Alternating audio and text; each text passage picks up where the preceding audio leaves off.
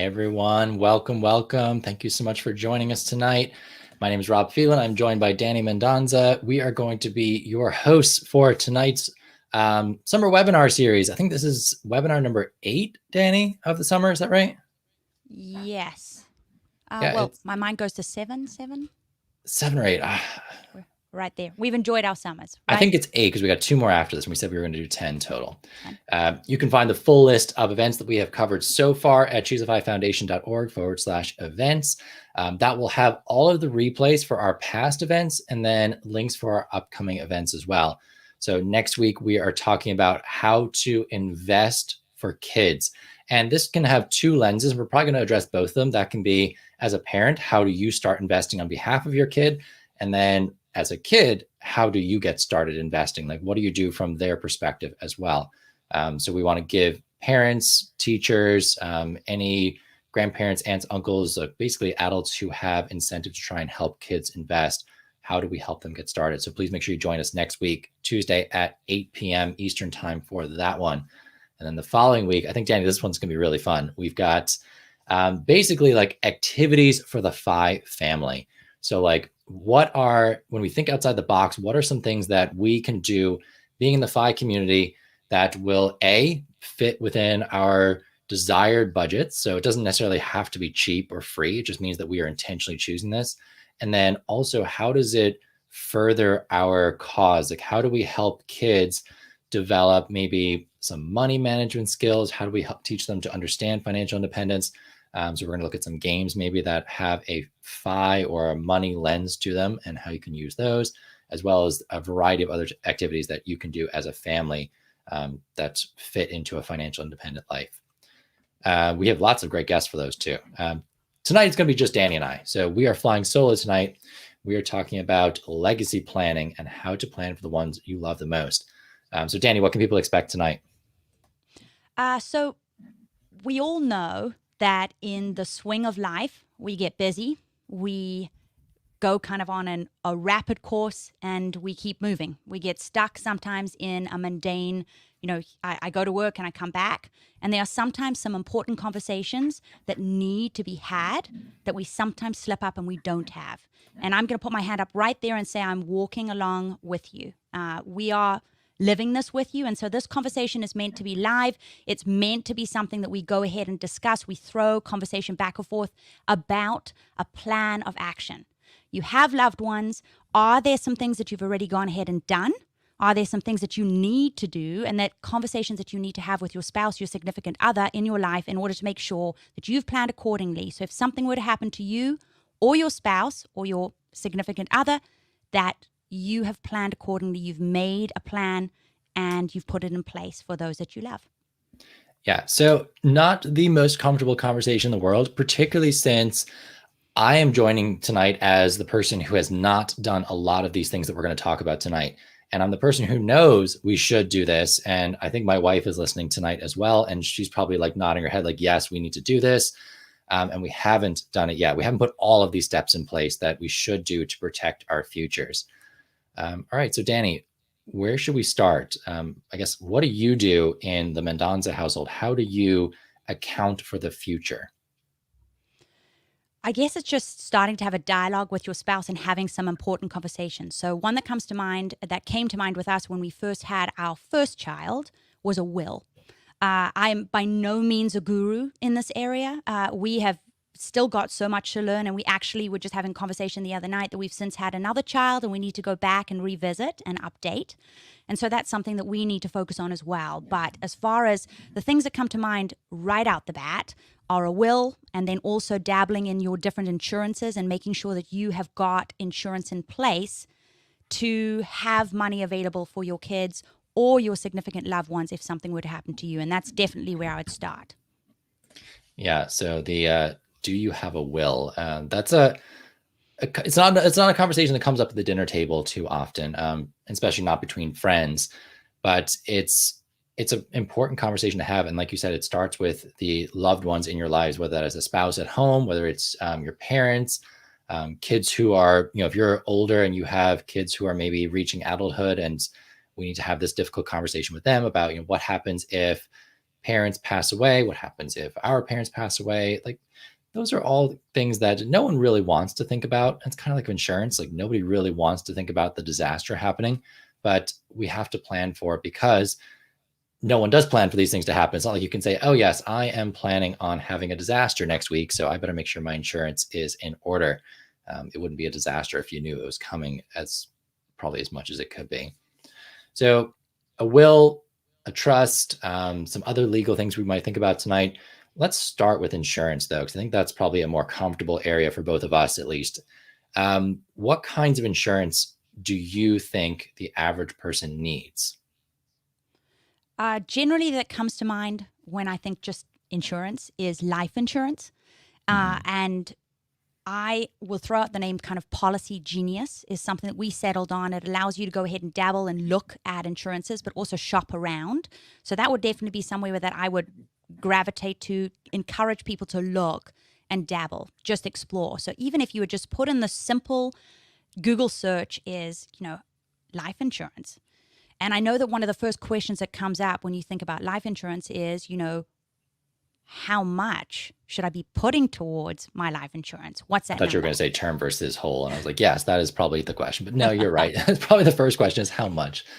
Probably how much. And when we were having a conversation back and forth and I was discussing this with Jonathan, I just went to the simple Policy Genius and they have a calculator there that allows you to put in some specific information, date of birth, your gender, what age you are, and it kind of throws back a ballpark number at you to start. And that was helpful for us to gauge, to have a figure in mind, and then also to be open to have a conversation because you're going to come to this conversation in very different places. Likely, you've had different experiences, you've grown up in a different space, likely. And so you need to have these conversations and be open and honest. And that's definitely something that we landed on and then continue to go back to. Yeah, and I like that you said there's a tool to kind of help you with at least a first number. Because I think sometimes that's just where we need to start. So let's put a number down and start thinking about what would that cover if one were to pass away. When I talk to my students about this, and just for anyone who doesn't know who I work as a high school math and personal finance teacher in Frederick, Maryland, as well as working with ChooseFI International Foundation. And every year I teach a math/personal finance class. And when we get to the insurance topic, it's one that most kids are kind of like, I roll insurance. Who cares? I got my car insurance. I'm done. And life insurance or health insurance, these are conversations that not many kids have talked about at home very often or know much about. And even if they did talk to their parents at home about it, I mean, hands up, how many of you like were totally lost when it came to health insurance and what half of the words meant and what each of those things did and whether you were covered or not? Like, I think most of us adults are probably still a little unsure as to like, okay, this is what my insurance covers. This is what I pay. This is when I pay it and all those sorts of things. So we're going to try and like help break down some of those words tonight. We're going to try and think about what types of insurance you should have and how much coverage. So if we're thinking about life insurance, the purpose of life insurance at its core is if the person who's insured, so if you are in a relationship with a spouse, if one of the spouses passes away, the other one has to be able to carry on without them. And from more than just like an emotional or mental standpoint, we're talking about a financial one as well. So I think you have to think about what are the debts that you and the spouse currently carry. So the moment you start taking on, say, a mortgage together, you really need to think about having life insurance because if one person passes away, the other is going to be left with that financial obligation. And for the average American household, if both spouses are working, the chances are that you needed both spouses' incomes to be able to cover all of your living expenses, such as your mortgage. There aren't too many households where you're able to live off of one spouse's income, or rather, you're choosing to live off of one spouse's income and the other one is being banked or saved or invested in some way. So just make sure that that's the first place I would start is looking at what are your financial obligations. So for the average person, it's probably a mortgage. If there's car loans, so say each spouse has a car with a car loan, that would be the average American household. That you want to make sure you can pay off that car loan. What else would you include in that, Danny? I also would then just go back to what are your daily expenses? So this was a conversation kind of moving from your insurance If something were to happen to me, this was a question that I had said, to my husband. If something were to happen to you, for example, what would be the daily expenses that I would need to quickly think about in order to, not just for me, but to make sure that our family stays afloat for our kids' purpose as well? So that as smooth as it can be in a very rocky, unstable environment, probably at that time. And so, just briefly, we've talked about budgeting in the past, but briefly having an awareness as to where these, number one, what these expenses are, Mm-hmm. and then also having a conversation about where these expenses, what they're linked to, what accounts they're linked to. And no better place, I think what really helped me when we had this conversation was listening to, was it episode 125? ChooseFI has talked to Chelsea Brennan with Smart Money Mamas. And she is a wealth of information and put my kind of beating heart at rest a little bit when I realized that, yes, we had started having conversation about a will and started to dabble in different insurances, but she had a way to put all of this information in an organized binder. And she called this the legacy binder. And that really, as soon as I found that there was something that was well organized, I calmed and I got excited about having something in place So, to start. so just to kind of go back on what that was, the binder that Danny's referring to from Chelsea Brennan, this is the legacy binder that helps you organize all of the things that both spouses would need to know in the event that the other person passed away, or that if both of you passed away, that the next person who is going to be maybe looking after your kids or is going to be looking after your estate, they would be able to access everything they needed to. So we're going to have all of our bills. So all of the bills that get paid, who is paying them? What's the account? How do you access it? What are the login details? Like that's something that in our household, my wife and I pay different bills. So like she handles usually the energy bills, so the water, gas, electric. She pays those, and then I might handle some of the other bills in the house. So most of them are automated, so like that's great. But then who's got the login information for those accounts if something needs to change? And you need to make sure all of those details are laid out somewhere where both of you can find those. Amanda's my wife. We started this a couple of years ago. I think we actually sat down. We started writing down all of our passwords and login information and trying to make sure we knew where all of these accounts were. And I think we got through most of them so that if one of us passed away, we could find all of the accounts at least that we need. But we certainly haven't exhausted this list yet. But just going back to how much life insurance you need, what's the sum of all those bills? How much does it cost to keep your household moving forwards? So to keep the lights on, to keep the water going, to keep food on the table, make sure the mortgage paid. Yeah, the insurance. So like homeowners insurance that goes with that. Is there a HOA bill as well?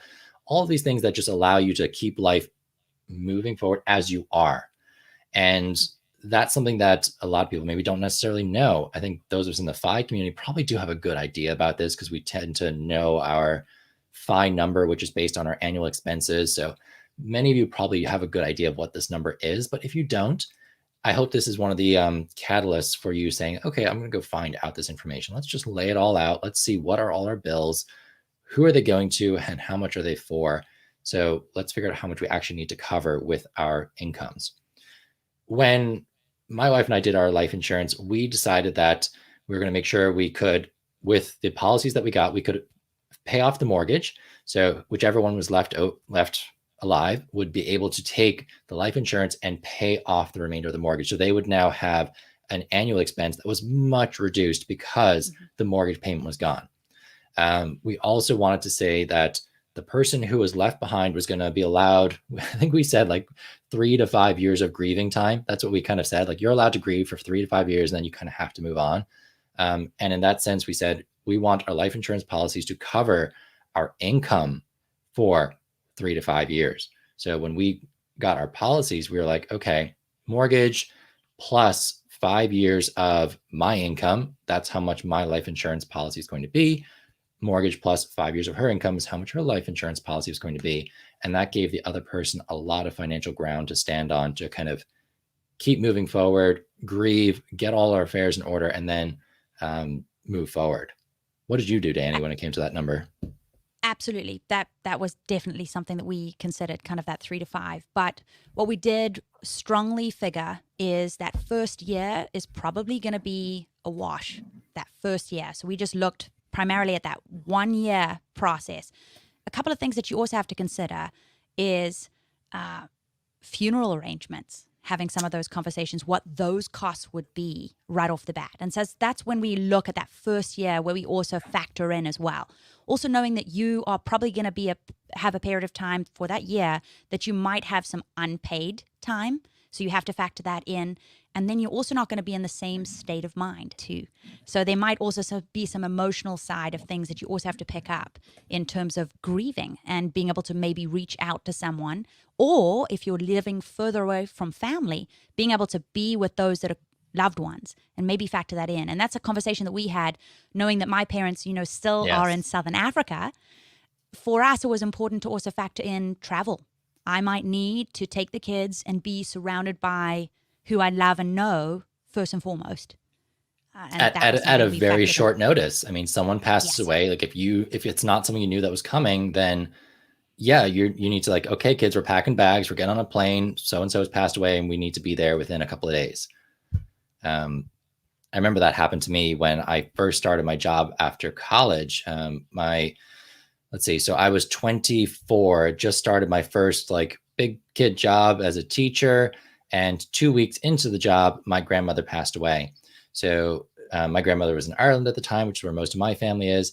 And it wasn't a purely financial decision. There was a lot of factors in here, but I was not able to go home for that funeral. So I didn't feel comfortable because I just started a job. I was like, I can't do that.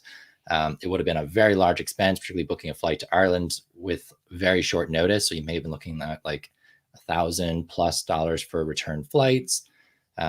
Accommodation wouldn't have been an issue, thankfully, because family, but it wasn't an expense that we probably could have taken on very easy. That would have been a tough one to take on. And just like you, like that's something that we have to consider, like that, what happens if you do need to fly home very short notice? Is that in your emergency fund? Which also, we didn't even talk about emergency funds. Absolutely. So that was going to be my next kind of, we had discussed that as far as our emergency fund was concerned. Have we factored in travel? For us, it's just got to be something that we've got to do. We knew that getting married, I was very open and honest. That travel was going to be, I was coming to the United States, but that meant that I was going to need to be able to travel. That was something I valued. So again, taking us back to Rob's earlier comment, is sometimes a lot of these conversations remind you to go back and think, what do I value? What do we value as a family? And as a result, I'm putting those checks and balances in my action plan. And Chelsea Brennan does a wonderful job of taking this legacy binder. It's roughly, and I'm going to say it out loud, and some of you might, it's roughly 90 pages. It's broken into, it's thick, okay? But that 90 pages does include being broken into 16 sections. It does it does include the kind of riffraff, as you would say, the binders, the sections that separate, and double entities on either side. So not to be overwhelmed. One of the things that I did with the binder is I took it in chunks, and I started with our general household information. And I realized that while I knew a lot of these things, I'm generally the person that takes 90% care of our kiddos in the day. And so as far as doctor's appointments and all of the numbers associated with that, I've done a lot of those appointments. And so I realized, not to any fault of Jonathan's, is that I hadn't articulated and put these numbers in a place where he would be able to know if something happened to me. I think roughly a couple of months before the pandemic, I had gotten really sick to the point where I had, I just, when mom gets sick, you're out. And he had to step up a little bit. And it was kind of a shock to the system of, where are all these numbers? Someone has to take care of, what are we juggling?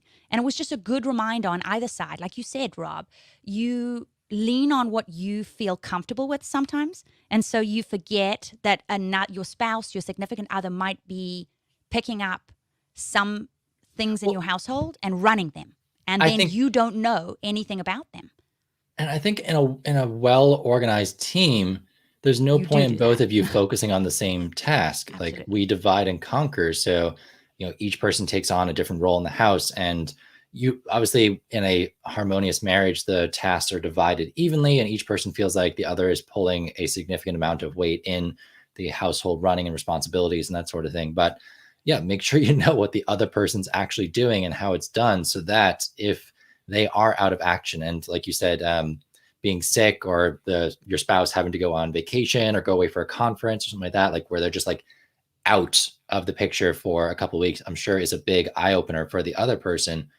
Oh, there's a lot of things I don't know about, like either it's kids or finances or different tasks that have to happen or organizations that we're a part of, like you name it. Like there's probably so many different plate spinning in the average household. Absolutely. And something that you had mentioned earlier that I really wanted to make sure we didn't miss is you had said that you had spent time with Amanda going through all of your passwords and making sure that you were aligned and you knew where everything was. And so we use a system called LastPass, LASTPASS, and we rarely lean on. I think Chelsea Brennan mentions this in the episode 125. But she also does mention something else. She also makes sure that you have added that significant other to your LastPass password system. So if something were to happen to you, they are able to get in to get all of your passwords. Yes. So just a reminder there, something that I kind of ding, ding, ding, and I had double checked with Jonathan as well to make sure we had done. Just constant ongoing communication. And also a reminder, what I have tried to lean on doing, I'm by no means a guru in this area, but I had attempted to have regular check-ins. So we might have a date night and we might say, okay, this is just a relaxed date night versus this is a date night where we've got to check in about some financial information. We've got to just make sure we're on the same page. Yep. Some cards have changed. We might have been taking advantage of some travel rewards. We've switched up some of the cards, and we need to just make sure we're all on a level playing field. Yeah, and for some families that happens once a month when you sit down and do your budget for the upcoming month. So you could just tag in, does anything need to be updated in terms of our financial information or our personal information, if any passwords changed? LastPass is a password management system. It's good. I would say it's good internet responsibility. So you're being a good digital citizen by using a password manager. I feel like we're not an affiliate for LastPass in any way. It's just we both happen to use it. And it allows you to create complex passwords that are not easily guessed, which means that you're probably not remembering most of them. So you just have to remember your master key to get into your LastPass, and then it remembers all of your passwords for you. You need to make sure that your spouse has the master key as well, and that's safely secure somewhere in your house. Okay, so just kind of going back to where we were with the number and what the legacy binder is. The legacy binder is not a legal document. It is not your will and testament. It is not anything that someone can bring to court and say, like, this is what Danny and Jonathan wanted. I'm sure they could try. And if there is no other document in place, like no other will and testament, maybe it would have some standing, but we don't necessarily want to just rely on a legacy binder for this, right? No, absolutely not. And that does take us regarding that life insurance, but then also back to the will, is a reminder that I know when you think of these tasks that you've got to check off and fulfill and go through, that there are expenses associated with them. And I did, in listening to Chelsea Brennan's episode with ChooseFI, I did at that time scratch down, I think she mentioned tomorrow.me, where there was the ability to actually download an app that allowed you to look at a will and a trust and set something that was basic up for free. Mm. So roughly, if you're looking at hiring a lawyer to come and set the will and put the will in place, you're probably looking at $1,500 to $2,000 if you were to hire a lawyer to come in. And so this might be a way for your family to get something in terms of documentation down on paper, get something started, and you've always got wiggle room to improve and expand upon in the future. But what we're just encouraging you to do is start somewhere, have the conversations and get something that's legally binding in place.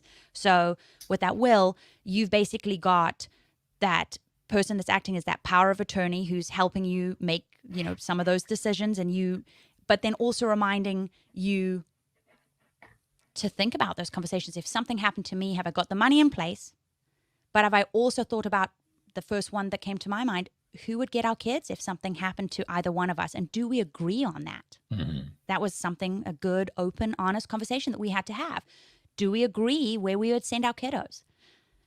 Yeah, if Say like my son, for example, does not have godparents. Like we didn't have like a formal baptism where you've had a conversation already where you're like, okay, these are the two people that we are kind of electing right now to sort of be like the stand-in parents should we not be available. Like I feel like in a lot of families, the godparents end up being the people that would eventually end up caring for your kids anyway. But if that's all you've got, you probably want to just kind of revisit that idea again, especially with your spouse, and just make sure you're on the same page that are we both cool with these people raising our kid if we are not available to do that. And if it's, what would you do if you're at odds about it? Well, I'm totally throwing you under the bus here. No, that's okay. I would be open and honest with you guys, and that we had to have a good conversation about it, because we actually weren't in the same place about ours. Didn't know that. No, we weren't. I'm from Southern Africa, and so I immediately I was like, of course they would go home, and he's like, well, where's home? So that was just a good conversation to have, right? We openly had to say, oh, well, what's this? And not to kind of go into ridiculous personal information here, but we had to go ahead and look at not just who, but we also went into, is there someone that we financially trust that would make good decisions for our family if it wasn't us? Who do we value in our lives that also thinks in a similar way to us that would make, because there's also someone who you might absolutely love, respect, enjoy, but if you really be honest, you would say, probably not, right? And so it's a good conversation to have. If you don't agree, I would kind of remind you to come to, is there a way that you can come to a middle ground, right? If you were to do your checks and balances, I think what we did is wrote down kind of like, not to sound morbid, but pros and cons on either side and why we would disagree. Not in a we're having a spat way, but why we would disagree. And a reminder, safety was one of our concerns. So why, and that was an important one that allowed us to come to a happy medium, was safety. So yeah, you've got the, who is going to raise your kids in the way that you would like. You've got the environment, and then you've also got the whole financial side, because part of your will is going to be, who gets your kids, but also how are they going to financially care for your kids? So there is a transfer of money or a trust that needs to be put in place that will dictate, how much money is going to be made available to this caregiver to raise your child. And you, of course, need to trust that person that they will use the money for what they're supposed to use it for, not abuse that power in any way. And those are all conversations that need to be had. And the other one that we didn't mention is check in with the person as well and make sure that they're cool with it. Absolutely. And then also that kind of like that power, that power of attorney. So who is able to make those decisions for you, those more trustworthy decisions if need be. And a bigger thing that you might laugh, Rob, but I actually found myself going into this rabbit hole. So I sat down with the binder. So I've talked about it's a 90-page binder. It's in 15 to 16 sections.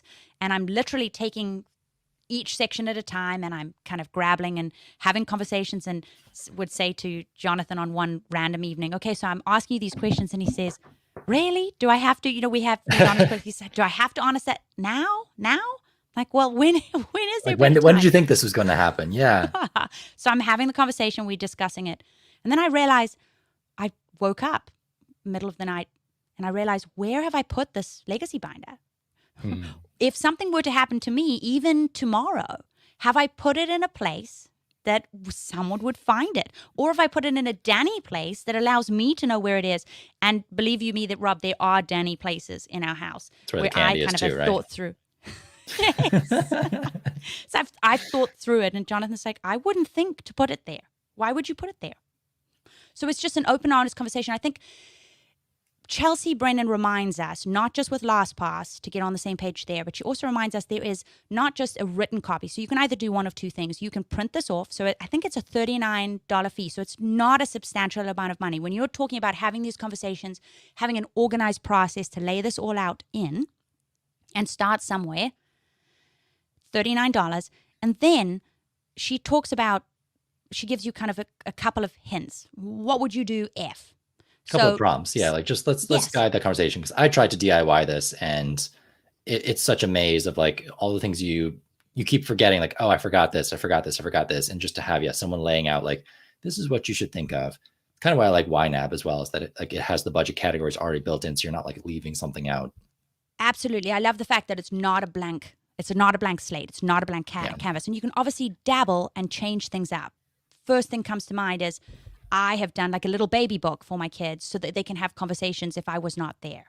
Right? They can see what their childhood looked like, etc. Well, there is a section in the binder that talks about leaving a note for your loved ones and being able to talk about stories. And I will be very honest with you, life gets busy. I wouldn't have done that. I've done the baby binder, but I wouldn't have left my kiddos a little note that talked to them about things I loved, talked to them, written Jonathan a note about things that I appreciated. And how often in the mundane day-to-day life do we forget sometimes to say those? So number one, it was a really good reminder to get me to go back to the baseline. What do I value? And kind of come back and have a conversation at the dinner table, even with our kids around. What do we value? What's important to our family? And then, as far as the binder was concerned, two places, not to lose track of thought. One was the digital copy, as well as you could print it out. So I realized I made the mistake at the start. Is we printed ours off, and I started writing it down. And I realized that if I were to do it again, I would probably do the digital version and type it all up. So I'm getting everything in place, having it in one place to start, and then going back, and I'm probably going to enter it all in a digital copy. And then that will allow me to make changes over time. So as things change, for example, in that binder, it talks to you about important contact information. It talks to you about maybe your kids are going to a certain school, who would be your emergency contacts, not just who would you call, but also the names and numbers of the places. Down from, this is all in your general household information. So that first section, and it's big and it's onerous, but it allowed me to get all of those numbers, the contacts, everything that was in my phone. Even with a phone today, if something happened to my phone, I would be at a loss with all those numbers. So it's a good way to have all of those numbers in one place and allow someone else maybe that's not walking through your shoes currently to see it.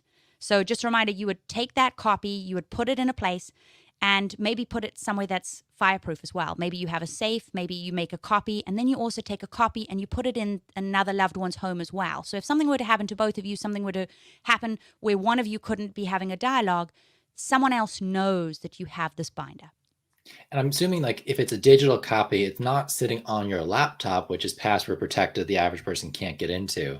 You're probably saving it onto like a USB key, and putting that in your fireproof safe. Or my wife and I have a fireproof pouch, so like we didn't have enough stuff to put in a safe, so we just bought a pouch. So if our house did burn down, there would just be this black pouch. Of course, it's black. It's gonna be so hard to find, but it's in there, and hopefully it works. And the reviews were great, and it has at least our most important documents in there. And that's where I would put that thumb drive with this binder. And then, thumb drives, they're so cheap these days. Like, make a couple of copies, put them out in different places with loved ones. And then I would probably just bring it back like once a year and update it, right? Yes. And that's the positive of it being the digital copy, not just the written. So for me, I like to kind of get all my thoughts and train of thoughts. But if I were to do it again, I would have definitely just probably started in the digital, because I'm finding all that information anyway. It would have saved me time. But right now, I'm just working off of a printed off copy, and then I'm going to put it into the digital copy. And then my idea is get it on the thumb drive, and then also have that thumb drive make a copy and actually hand it to someone else, right? Have that conversation, also check in with who's associated with who's on my will, and have that person also have that copy as well. And you could also print it once a year. Like if you had access to a printer, like an office printer, and you wanted to print it off once per year with the updated version, just to have a physical copy somewhere. So say like you have parents who are not the most tech savvy in the world. I'm just using parents as an example. There's plenty of not tech savvy young people as well, but you just could have like a physical copy somewhere to be like, okay, this has been updated on January 1st, 2021. We'll update again on January 1st, 2022. And until then, this is what you can work off of. Absolutely.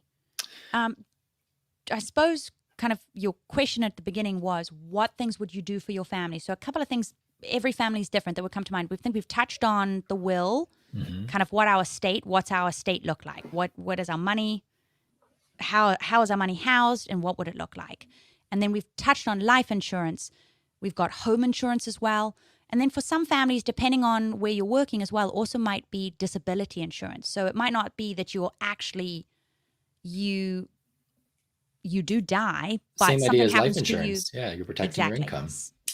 Exactly. And then you're thinking about kind of what your job intends, what you need to do. So if you need to use your hands and something happened to your hands, and then, well, that's kind of, and another conversation that we also had is, if something were to happen to you, what would be a fallback? What would be another avenue that you might explore? Another conversation that we've just had Yeah. and hadn't had. And just like, there's so many things like that you probably don't want to talk about, like advanced directives. Like, what happens if, like say your spouse needs to be put on life support? Do they want to be on life support? Do they not? If they die, what do they want? I think I looked it up there just while you were talking. Like, the average funeral cost in the US is $7,640 as of July 12th, according to Bankrate. So 7,000 to do like a traditional burial, a casket, that sort of thing. Like, is that what your spouse wants, or do they want something different? Do they want something, like cremation, or do they want like the most extravagant fancy party that you've ever seen, and they expect you to make that happen? So just make sure all of these things are clear. Each person knows, and have the plan for what happens if both of you are incapacitated.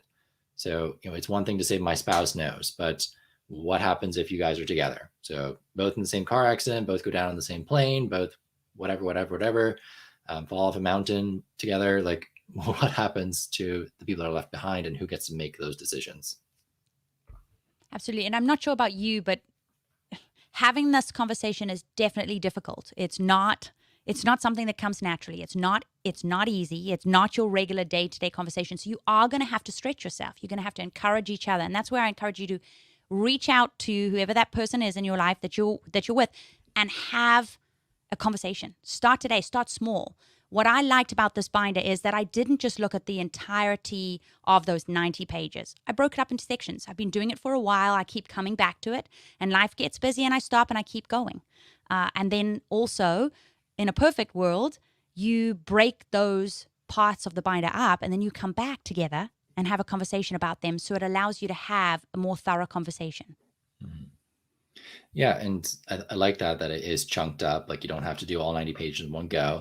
And some of you might be like, 90 pages, oh my gosh, that's like a college thesis. And some might be like, oh, 90 pages, wonderful. Someone's thought of everything, and I don't have to think that much about this. I'm probably leaning towards the latter, actually. Even though 90 sounds like an intimidating amount, I'm kind of like, thank goodness somebody has thought of everything. There's 90 pages of stuff that we need to think about. So whatever way you think about it, like, I would encourage you to consider looking at this binder or creating your own. Like, you can, of course, in the ChooseFI and the financial independence community, you can DIY this and just sit down with your spouse and try and think of what is everything that the other person or whoever survives us needs to know if we were no longer there to make decisions or carry out tasks or whatever it is, and start storing that information and make it digital if possible, and something that you guys schedule and update each year. Now, And let's say, go on. My apologies. Something that also came to mind and that got me thinking is, so I was packing for our family. We went on a short family, just visiting family that's close by. And I realized that if something were, I go through all of these checks and balances when we leave, and packing the diapers and the clothes and this bag, and I use this. But I realized that my kids have become accustomed to the way things are done in our family. So we run things in a particular way. Now, if something were to unsettle that and something were to happen, the bigger thing for me was, would I provide enough information to provide an opportunity for someone else to run my ship as smoothly as I could? Because kids are adaptable and they are far more resilient than we are. But whoever's in your life would appreciate there being something that's smoothed when there's so much that's rocky. And so that's how I kind of thought about that in general, is even going ahead and handing my kids off to their grandparents while we go on a date night. I like things done a certain way. My kids respond to things and do better when they know what to expect. And so that was helpful for me to just think about tiny little pieces of information like that. Manageable, small tasks. And that's not something that's unique to a household. Like, that's something that comes up in businesses and employment all the time, where you have to provide basic instructions for how somebody could do your job if you weren't able to do it. So say you leave the company, or you get promoted or you have to go on vacation. Like I'm struck. The word for it is evading me, but it's almost like an operation manual. Like, what is the step-by-steps of how to do your job? And it's the same thing with your household. How do you run your household? It doesn't have to be like a total like script for like everything you need. But yeah, I think the babysitter is a huge one where like you leave and you have a babysitter coming over and you want to keep as much of the routine there as possible so your kids assimilate to that new person as easily as possible. And having it written down, or at least thinking through the steps, is sometimes the hardest part. I know as like a small business owner that when I eventually and hopefully start to expand, I'm going to have to train somebody to do what I do. And half the time we don't even think about what we do. It's all on autopilot. So have you even thought of like, what are all the things I do in my house? Have you ever tried to list it out? I've It would be a I would long be list, honest, I'm I've sure. lain in bed one night and I have done that. I have thought through, but I've fallen asleep. It's That's it's a kind of great like way to counting fall sheep. asleep. Here's all the things I need to do. Yeah, no, it took a little bit longer. But definitely that's, and I think my husband's, he had responded to, I was going through the list and he said, they'll be okay. Just they're gonna survive. And I You know where said, the food well, is? well, you see, my personality, I would say, I want that person to also have a smooth experience as well. I don't want them to be thrown to the wolves. I want them to enjoy my kids for who they are too. So that's kind of the reminder there. But just I personal think there's a touch. lot to that. I know my son thrives in routine, and if like his parents are gone, my goodness, let's try and keep something familiar to him as much as possible. So yeah, having that sort of stuff you wouldn't necessarily think of including, but the legacy binder, I guess, accounts for that. Like, what are the routines and um, procedures that you need to remember or pass on to whoever's going to be left behind? And I think, yeah, spouses especially. Like, if one person does more of the scheduling, one person does more of the driving or the cooking or the cleaning or whatever it is, what's the procedure manual for that? All right, so let's assume that someone they're motivated. Hopefully my wife and I are motivated now, and we're going to actually go get a will. We were mentioned tomorrow.me as a site that you could start with. I've heard of things like LegalZoom as well. None of this, by the way, just to put out there, is legal or financial information. This is all entertainment purposes only. So please make sure you are consulting CPAs and lawyers for any of these decisions. But I think, if we were going to go and try and find a lawyer to do this, how did you guys do it? Because you said you got a lawyer. How did you like just We did. Google it, lawyers near me, or how did you go about finding a lawyer? We definitely went ahead and looked at our community and leaned on a community. We knew when we were having conversations ourselves, we found that those conversations between us then became conversations that we had with those that we saw, pockets that were friends, etc. And so as you have more conversations with other people about them, you have not in entirety, most actually that we had didn't have a will, but there are one or two people. And so we actually leaned on the ChooseFI community. Something would come to mind for us you've got those wonderful local groups. You've got a bunch Yes. of people who think like you in a location. Why not lean on them? Put out in that local group and say to them, I am in, we're in this area. Does anyone have a lawyer that you've used? And you're going to look and shop around just like you would. Like we've talked about insurances. I liked Policy Genius because it allowed me to look at different insurances and it did that shopping for me. But that would be the same thing with the lawyer. And then we found someone that we had trusted that also had worked on other people in our lives, their wills as well. And we went to reputable law firms as well. So that's how we kind of dabbled and went from there. But the honest and open conversation was even reach out in your local group. Find people in your community who are like-minded and having those similar conversations, and you'll realize that you're not alone. I think that's also the reminder as well. When you're doing a lot of this and you're feeling the pressure to check off a list, you forget that others around you are living and are making similar choices. And why not lean on them? Just like a mother's group that I would lean on, and I would ask them questions as I'm going through motherhood, I would do the same thing. And for anyone who is not familiar with what we're talking about, the ChooseFI local groups are active members of the financial independence community who probably either listen to the ChooseFI podcast or who follow the blog or the YouTube channel, or they might just belong to the Facebook group. We have a hugely active main Facebook group. So if you go onto Facebook.com and then just search ChooseFI. So you can see on the top right of the screen. You will find a Facebook group with, I think, over 60 to 70,000 members. And this is a wonderful place to go and just ask financial questions. You will have so many people in there who are extremely patient, extremely willing to share their experience, their knowledge, what they did themselves. But if you want something more localized like this, like I want a lawyer in my area, I want a plumber in my area, I want to buy a car in my area, like those are all questions I've asked. You can go find a local group to use. So this is just members of the ChooseFI or financial independence community who are in your geographic location. And there are more groups in the US than there are any other country, but there are groups in countries outside of the United States as well. And if you follow the link at the bottom of the screen, choosefi.com/local, you can find out where the closest group to you is. I know where I am in Maryland, there's one in Frederick, Maryland, there's one in Baltimore, Maryland, and then there's one down in Washington, D.C. And those would be the 3 groups closest to me. And I probably would ask all 3 of them just to see, like, is there a very reputable lawyer who specializes in estate law planning? So like, we're not just looking for a general lawyer. We're looking for someone who specifically does wills and trusts.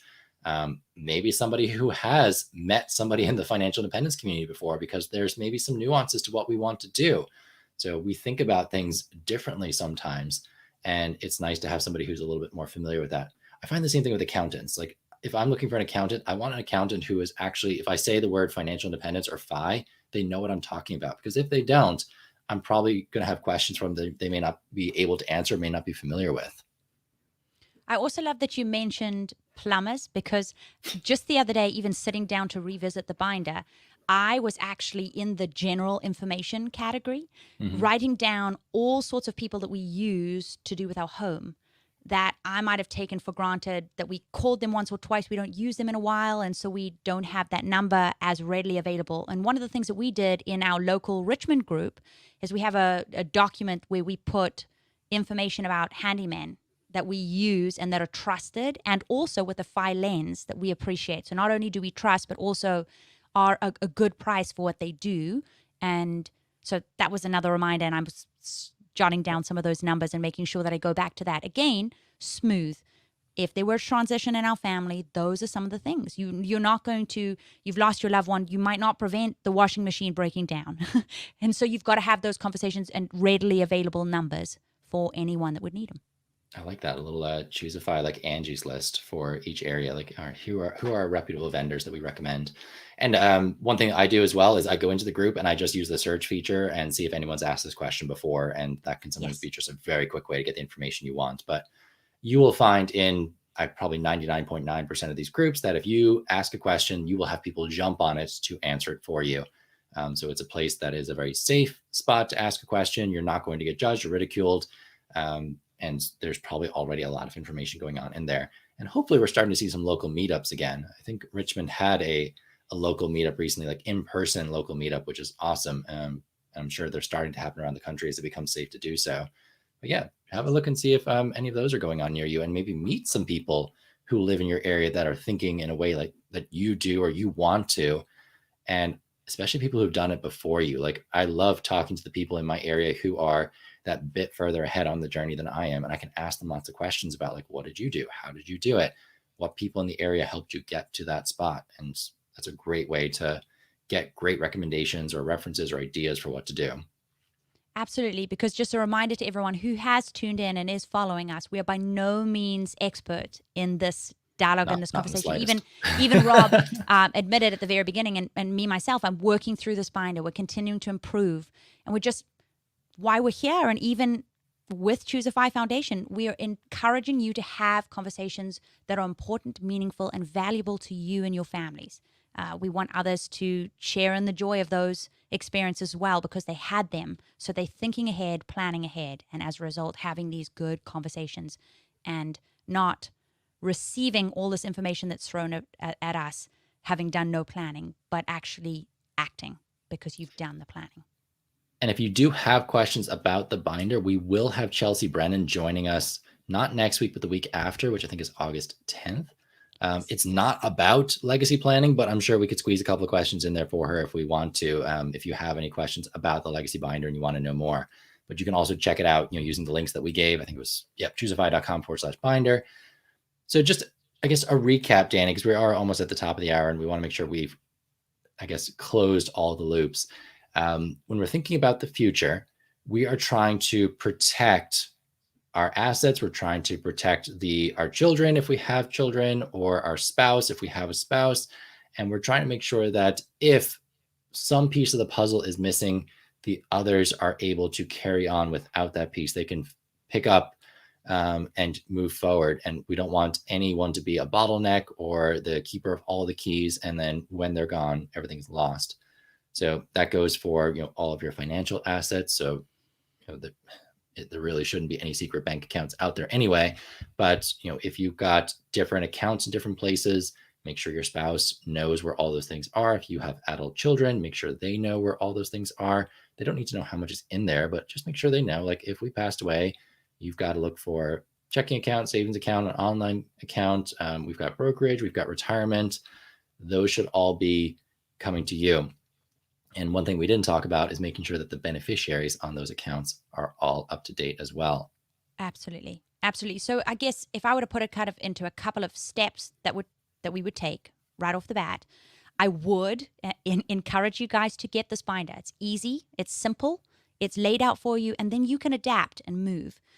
But in general, what we've done for our family is 6 months to a year in expenses that we're thinking through, trying to at minimum, okay? Because when you have lost that loved one, costs that are going to come to mind, funeral and end of life expenses, you're going to have that grieving period, which is probably going to be without pay, potentially. And then you're going to have to make sure that you continue. If you haven't paid off your home, you might have a mortgage that's ongoing. The bill's going to continue to come in. And then you've got those day-to-day expenses. That's kind of in a nutshell that we would go. And then I would start by looking at your will, your insurance, so life insurance to start and health insurance. And then from there, delving in to your general home information. Getting all of that information up to speed in one place and having a conversation with that person, whoever that is, so that others know about this important information. Yeah. And just going back to the beneficiaries, I got this question once and I had to go look up the answer.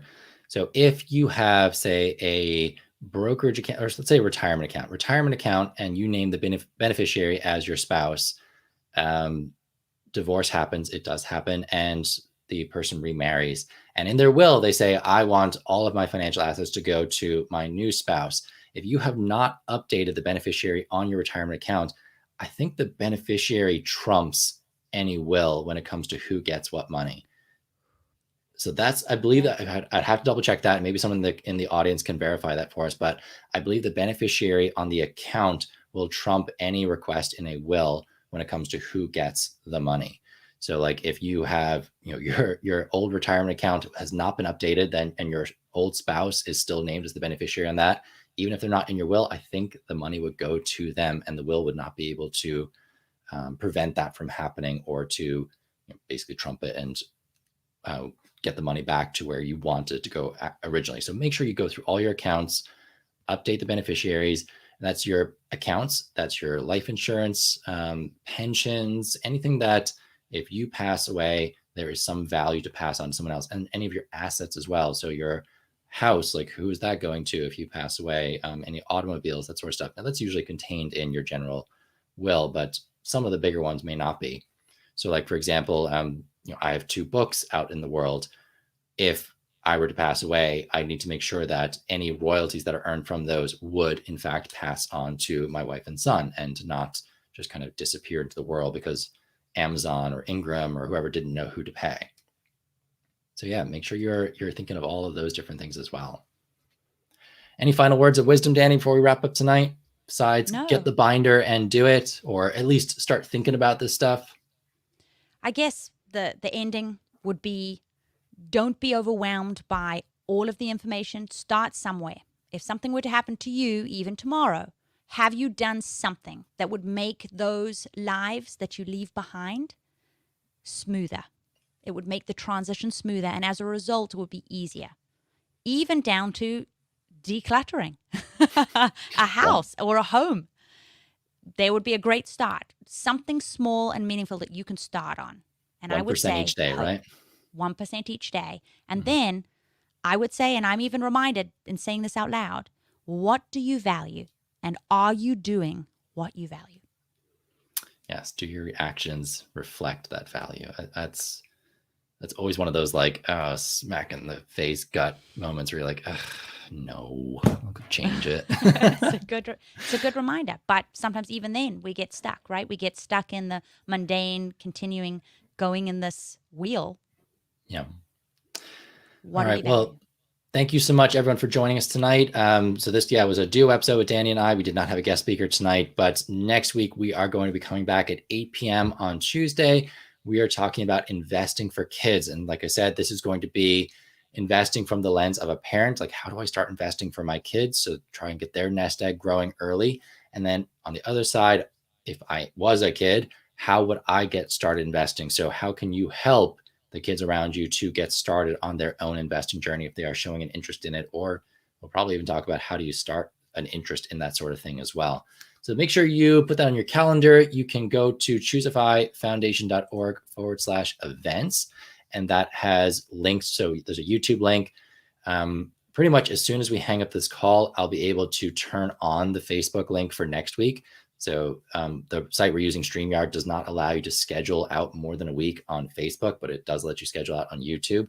So you can go, if you're watching YouTube or if you're on Facebook, you can watch on YouTube and you can click set reminder. If you are on YouTube, please do us a favor and hit subscribe, and also click the little bell that will remind you anytime we go live in the future. If you're on Facebook, give us a like, give us a follow. We'd love to know what you thought, as well as leave some comments. If you have any questions that we didn't answer tonight, which there's probably a lot because we didn't try and give out any sort of detailed advice whatsoever, let us know what your questions are, and we will try and find that information for you and maybe include it in the comments or come back another time, or just pass on to Brad and Jonathan and say, you guys tackle this because you're the experts. Absolutely. But thank you so much for joining us tonight. We'll see you next week.